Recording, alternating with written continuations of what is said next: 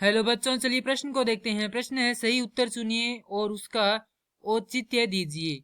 A P अर्थात समांतर श्रेणी 10,7,4, इसी प्रकार से चलती रहती है का 30वां पद है। विकल्प ए है 97, विकल्प बी है 77, विकल्प सी है ऋणात्मक 77 और विकल्प डी है ऋणात्मक 87। प्रश्न को हल करें उससे पहले जो प्रश्न की मुख्य अवधारणा है उस पर विचार कर लेते हैं।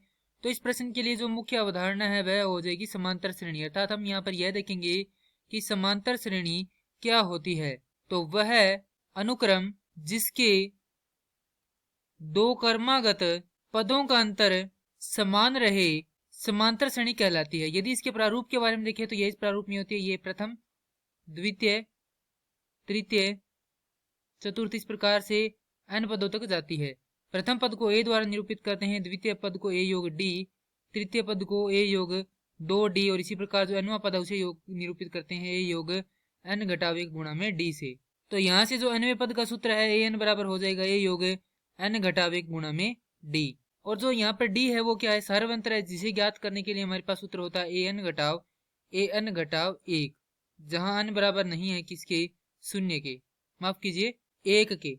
तो यदि हम यहाँ पर n बराबर 2 लेते हैं तो हमारे पास क्या आएगा, d बराबर हमारे पास यहाँ से प्राप्त होगा a2 घटाव a1, अर्थात दो क्रमागत पदों का अंतर क्या कहलाता है, सार्वंतर कहलाता है। अब हमें समांतर श्रेणी दी गई है 10,7,4 और इस प्रकार से चलती रहती है। हमें इसका 30वां पद ज्ञात करना है, अर्थात हमें n बराबर ज्ञात करना है 30वां, यानी n का मान हमारे पास कितना है, 30वां है। उसके बाद a का मान है हमारे पास 10, क्योंकि प्रथम पद है 10। उसके बाद d बराबर हो जाएगा, द्वितीय पद हमारे पास 7 घटाव 10 बराबर ऋणात्मक 3। अब हमारे पास सारे मान है तो इसे में रख देंगे सूत्र में। तो a30 बराबर 10 योग 30 घटाव 1 गुणा में ऋणात्मक 3। तो a30 बराबर 10 योग 29 गुणा में ऋणात्मक 3।